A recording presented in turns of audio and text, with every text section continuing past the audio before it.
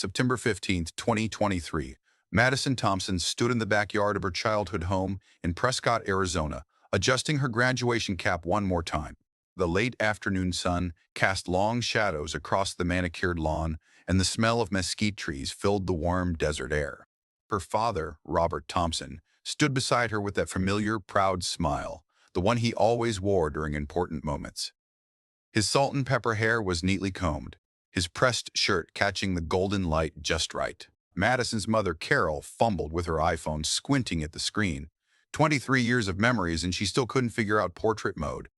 Madison laughed, that carefree sound of someone who thought they had their whole life figured out. She had just graduated with honors from Northern Arizona University, a degree in journalism tucked under her arm, and a job offer from a Phoenix news station waiting for her answer. If you're loving this story so far, make sure to hit that subscribe button and turn on notifications so you never miss our next incredible true story. Trust me, you won't want to miss what happens next. Her father wrapped his arm around her shoulders, pulling her close.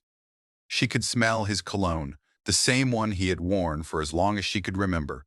Old Spice and coffee mixed with something uniquely him. They posed together, father and daughter, both smiling at the camera. Click.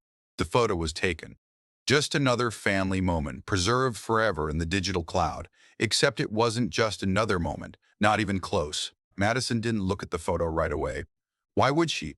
It was just a graduation picture, one of dozens they took that day. Her aunts and uncles had flown in from California. Her younger brother Tyler had even managed to show up on time for once, despite his tendency to run late to everything. The house was full of laughter, congratulations, and the kind of comfortable chaos that comes with family gatherings. The party stretched into the evening.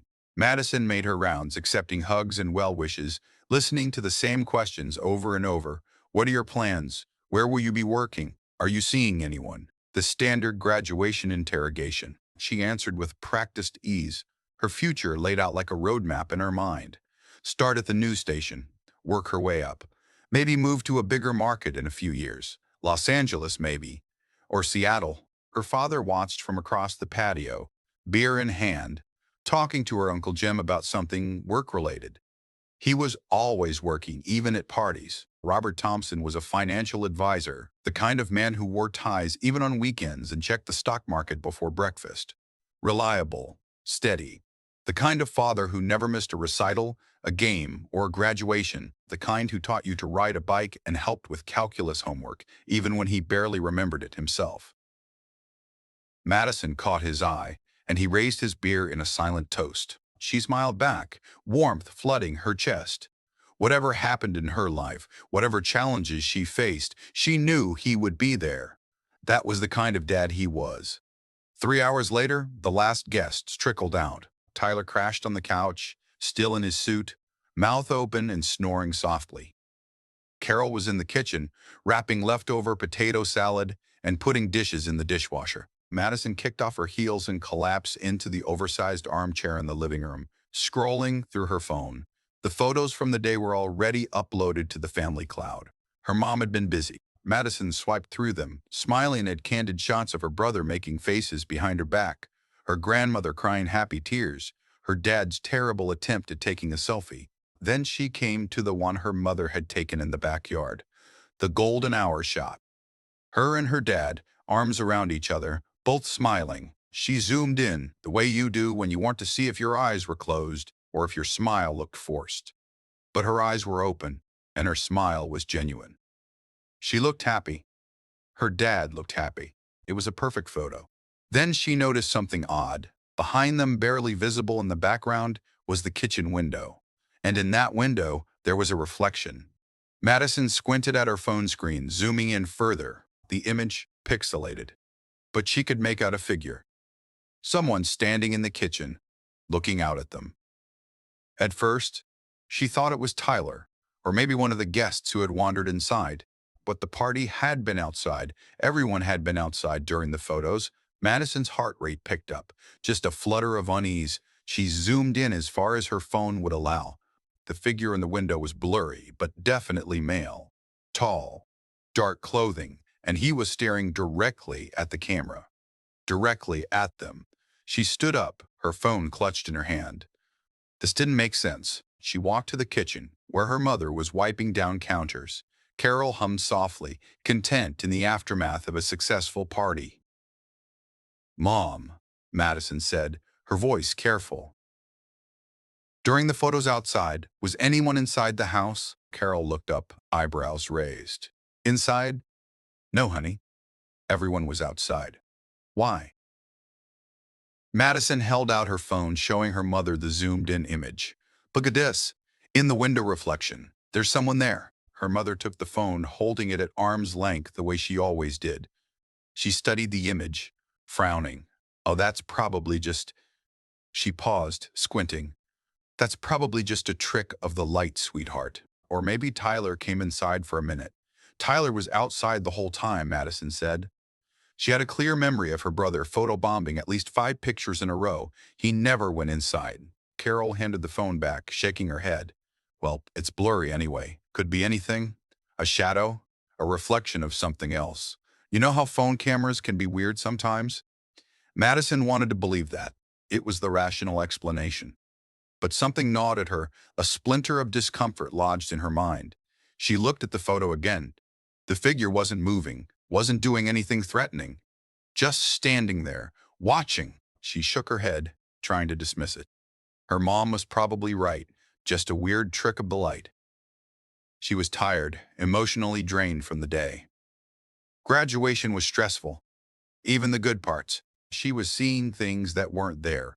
Madison went to bed that night with her phone on her nightstand, the photos still open on her screen. She stared at it in the darkness of her room, the figure in the window somehow more menacing in the shadows. Finally, she locked her phone and forced herself to sleep. Tomorrow, this would all seem silly. Tomorrow, she would laugh about it. Tomorrow came, but the unease didn't leave. September 16th, 2023. Madison woke up to 17 missed calls, all from her father's number. Her stomach dropped before she even checked the voicemails. She called him back immediately, her hands shaking. He answered on the first ring. Maddie. His voice was tight, controlled, that tone he used when something was very wrong, but he was trying not to panic. Where are you? Home. Dad, what's going on? It's 6 in the morning. There was a pause. The kind that stretches too long, filled with words he didn't want to say. Someone broke into my office last night. Madison sat up straight in bed, her heart hammering. What? Are you okay? I'm fine. I wasn't there. But Maddie, they didn't take anything. The police just left. They went through files, my computer, everything. But nothing is missing. Not the cash in my desk. Not the electronics. Nothing. The figure in the window flashed through Madison's mind. She almost said something, but it sounded crazy even in her own head. A blurry reflection in a photo and a break-in at her dad's office, they couldn't be connected. That was paranoid thinking. Coincidence.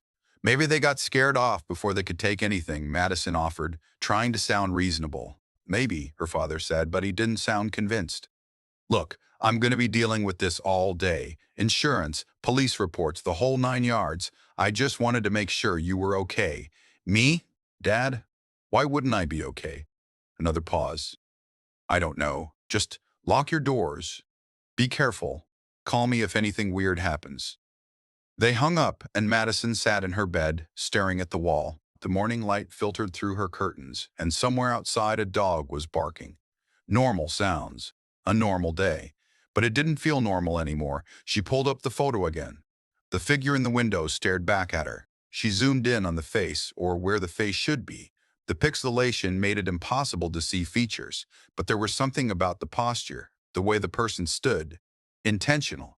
Not someone passing by. Someone who wanted to be there, watching them. Madison opened her laptop and transferred the photo from her phone. She pulled it into photo editing software, trying to sharpen the image, adjust the contrast, anything that might make the figure clearer. She spent 2 hours manipulating pixels, but the more she enhanced it, the worse it got. Digital artifacts bloomed across the screen, turning the figure into an abstract mess of shapes and shadows. Frustrated, she sent the original photo to herself and headed downstairs. Her mother was making coffee, still in her bathrobe. Tyler was at the kitchen table, scrolling through his phone and eating cereal. "Did Dad call you about his office?" Madison asked. Carol nodded, her face troubled. "It's so strange. Who breaks into an office and doesn't steal anything?" "Maybe they were looking for something specific," Tyler offered, not looking up from his phone. "Like corporate espionage or whatever." "Your father's a financial advisor, not a spy," Carol said, but her voice lacked conviction. Madison could see the worry in her mother's eyes. Madison poured herself coffee and sat down across from Tyler. She wanted to show them the photo again, to point out the figure and insist it meant something. But what would she say? That a blurry shape in a window is connected to a random break-in? They would think she was being dramatic, seeing patterns where none existed. Instead, she drank her coffee in silence and tried to ignore the growing pit in her stomach. The rest of the day passed in a haze. Madison tried to distract herself, responding to congratulatory messages from friends, researching apartments in Phoenix, anything to keep her mind occupied. But every time her phone buzzed, her heart jumped. Every creak of the house made her freeze. By evening, she couldn't take it anymore. She called her best friend, Emma Chen, who picked up on the second ring. "Maddie, how's the graduate?" Emma's voice was bright, cheerful. "Hey, Em, can I ask you something weird?" "Always. You know I love weird." Madison explained the photo, the figure in the window, her dad's break-in. As she talked, it sounded even more paranoid out loud. Emma listened without interrupting, which was one of the things Madison loved about her. When she finished, Emma was quiet for a moment. "Okay," she said slowly. "So you think someone was in your house during your graduation party and then broke into your dad's office the next day?" "I don't know what I think. That's why I'm calling you." "Does this sound crazy?" "A little," Emma admitted. "But that doesn't mean you're wrong. What if you showed the photo to the police and say what? 'There's a blurry blob in my graduation picture, officer. Please investigate.' Fair point." Emma paused. "What if you hired someone to enhance the photo, like a professional, not just phone editing software?" Madison hadn't thought of that. "Can people actually do that?" "Yeah, forensic photo analysts. They work with police departments all the time. My cousin's husband does something like that for insurance fraud cases. I can get you his contact info." "That would be amazing," Madison said, feeling a small surge of hope. At least it was something. A concrete step. Emma sent over the contact information within an hour. Michael Reeves, Digital Image Forensics. Madison called and left a voicemail, explaining she had a photo that needed professional enhancement. He called back the next morning, September 17th, 2023. Michael Reeves had a calm, methodical voice that immediately put Madison at ease. He listened to her explanation without judgment, asking clarifying questions about the camera, the lighting conditions, the original file format. "Send it over," he said. "I'll see what I can do. Just so you know, there are limits to what's possible. If the resolution isn't there in the original image, no amount of enhancement can add information that doesn't exist. But I can clean up noise, adjust contrast, sometimes pull out details the eye misses." Madison sent the photo and waited. Hours crawled by. She tried to focus on apartment hunting, but every listing looked the same. One bedroom, kitchenette, fake wood floors.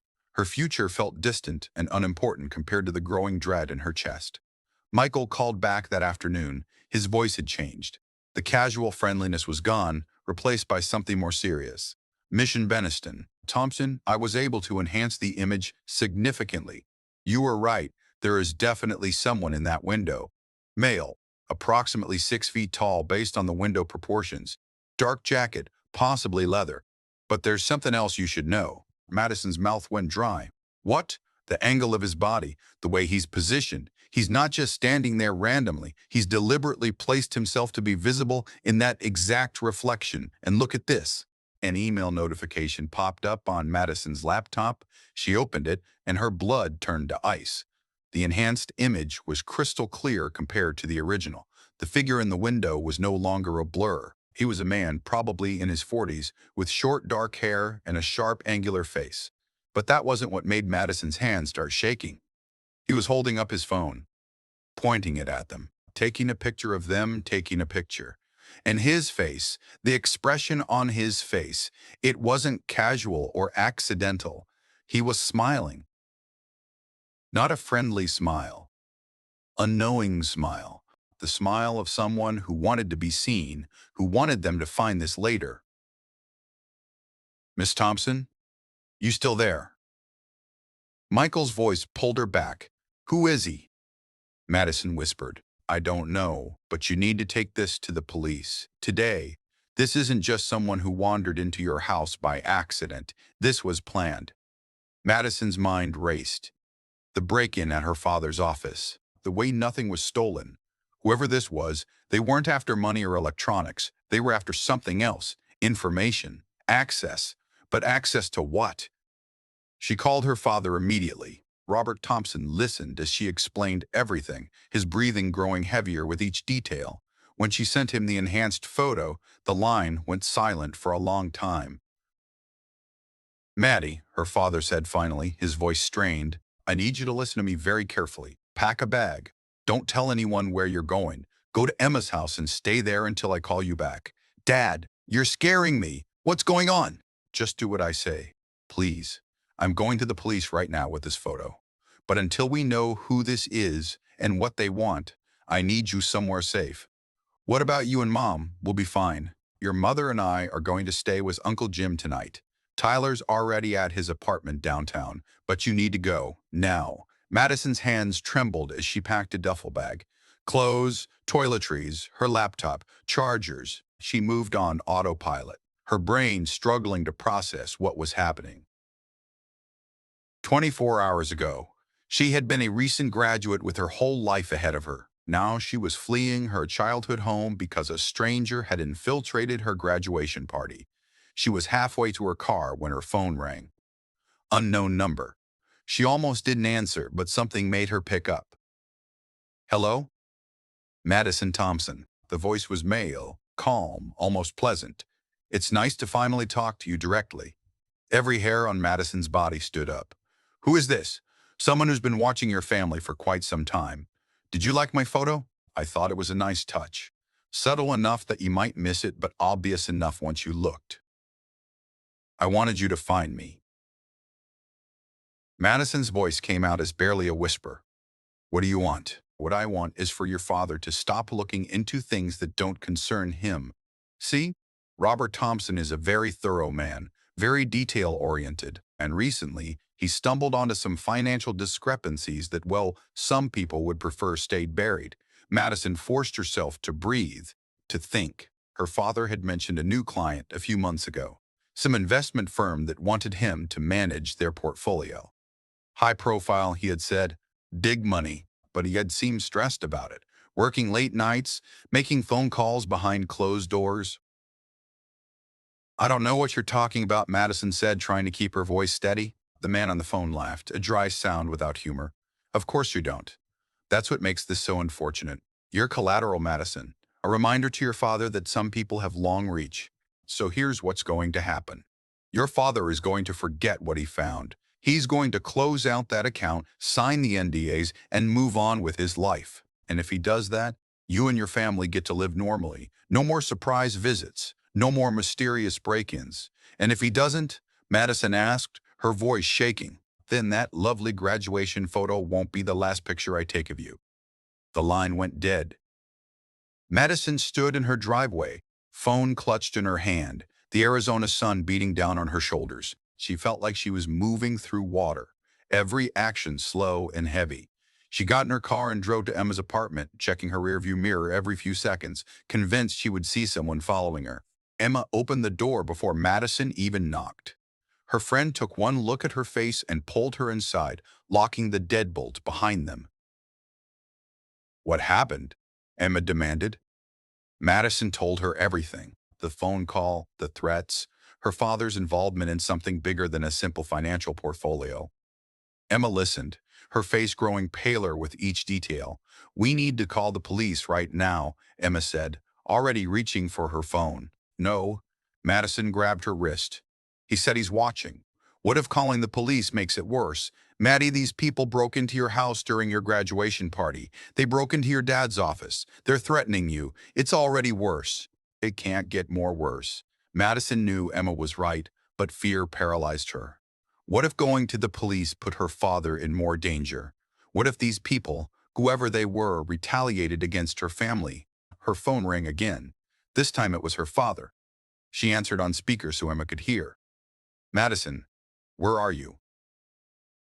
Robert's voice was urgent, panicked in a way she had never heard before. At Emma's.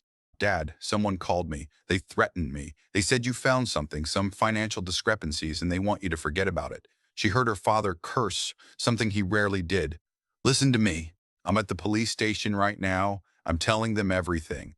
There's an FBI agent here, Madison. This is bigger than I thought. The company I was auditing, they're being investigated for money laundering, millions of dollars. And I found the paper trail.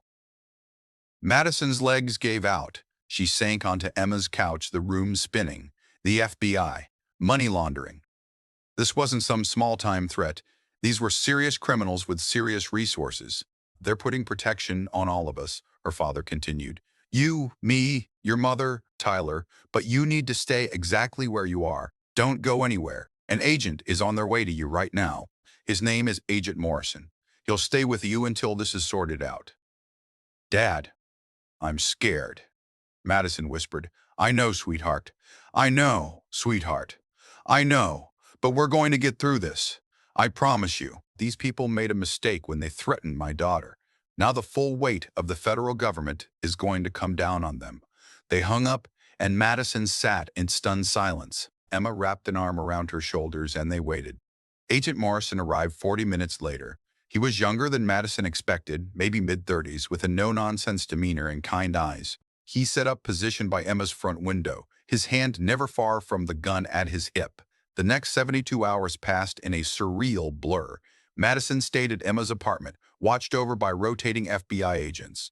Her father gave testimony, handed over documents, cooperated fully with the investigation. Tyler was brought to a safe house. Her mother stayed with relatives in California.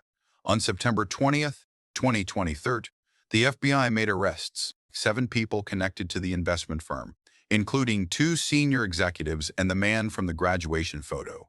His name was Vincent Cole, a fixer hired to intimidate witnesses and bury evidence. The photo had been his signature, his way of showing off. He had done it before, inserting himself into family moments as a psychological weapon. But this time, his arrogance had been his downfall. That photo became evidence. Michael Reeves's enhancement became part of the federal case. Vincent Cole was charged with criminal trespass, stalking, witness intimidation, and conspiracy. The investment firm collapsed under the weight of the investigation. Over $40 million in laundered money was seized. Her father's meticulous records were the key that unlocked the entire operation. Madison returned home on September 22, 2023. The house felt different, smaller somehow. She walked to the backyard where the graduation photo had been taken, the spot where she and her father had stood, smiling and ignorant of the danger inside their own house. Her father joined her, his arm draping over her shoulders the way it had that day. They stood in silence for a moment, watching the sun set over the desert. I'm sorry, he said quietly. I never meant for any of this to touch you. Madison leaned into him. You did the right thing. You could have looked away, ignored what you found. But you didn't. Cost of having a conscience, I guess, he said with a tired smile. They went inside, where her mother was cooking dinner and Tyler was arguing with someone on his phone, everything blessedly normal. Madison glanced at the kitchen window, the one where Vincent Cole had stood. It was just a window now, empty and harmless. But she would never look at photos the same way again, never take for granted the moments that seemed ordinary. Because behind every smile, every celebration, there could be shadows you didn't notice, threats you didn't see, danger hiding in the reflection. 3 months later, Madison started her job at the Phoenix news station. Her first major story was about financial fraud and the everyday people who stood up to it, even when it put them at risk. She interviewed her father on camera, his face pixelated for protection, his voice disguised, but his words were clear and strong. When you find something wrong, you can't just look away because it's easier. You have to speak up, even when it's dangerous. Especially when it's dangerous, because silence is what people like that count on. They count on good people being too scared to act. The story won a regional journalism award. Madison kept the trophy on her desk next to a framed photo from her graduation, the original one, before the enhancement when she still thought it was just a happy family moment. She kept it as a reminder that vigilance matters, that details matter, that sometimes the scariest things are the ones hiding in plain sight, waiting for you to look closer. And she never stopped looking closer. By January 2024, all 7 defendants had been convicted. Vincent Cole received the harshest sentence, 15 years in federal prison. The investment firm's assets were liquidated, with restitution paid to the victims of their schemes. Her father received commendations from both the FBI and the Arizona Attorney General's office. Madison's career flourished. She became known as a reporter who dug deep, who didn't accept easy answers, who looked for the story behind the story. She covered corruption, fraud, the ways powerful people tried to hide their crimes. And she always remembered that afternoon in September when a simple graduation photo changed everything. The photo itself became famous in law enforcement circles, used in training sessions about modern surveillance and intimidation tactics. Michael Reeves, the forensic analyst, was hired as a consultant by multiple police departments.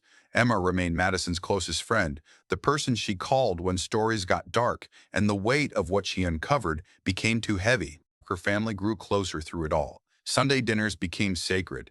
They talked more, shared more, held each other tighter. Tyler even showed up on time most weeks. Her mother learned how to use portrait mode correctly. The Madison always checked the backgrounds now, always looked for anything out of place, because the truth was simple and terrifying. In an age where everyone had cameras, where every moment could be captured and shared, privacy was an illusion. Security was fragile. And the people who meant you harm didn't always announce themselves. Sometimes they smiled in the background of your happiest moments, waiting for you to notice them. But Madison had noticed. She had looked closer, and that made all the difference. Years later, when she told the story to journalism students, they always asked the same question. Weren't you terrified? And Madison always gave the same answer, every single day. But fear isn't a reason to stop looking. Fear is a reason to look harder.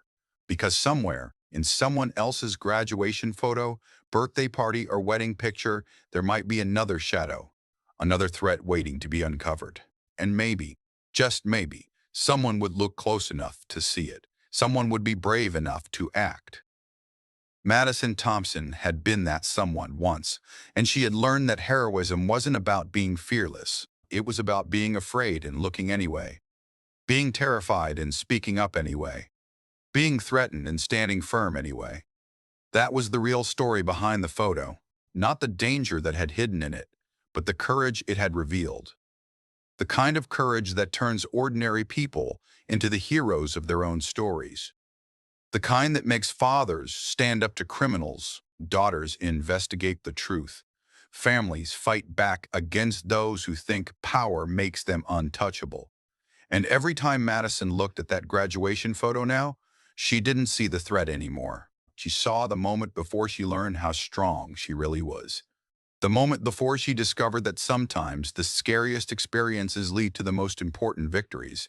That was worth remembering, worth sharing, worth holding on to when the world felt dark and dangerous and full of shadows, because light always finds a way through, truth always surfaces, and justice, even when it takes time, even when it requires sacrifice, has a way of catching up to those who think they can hide forever.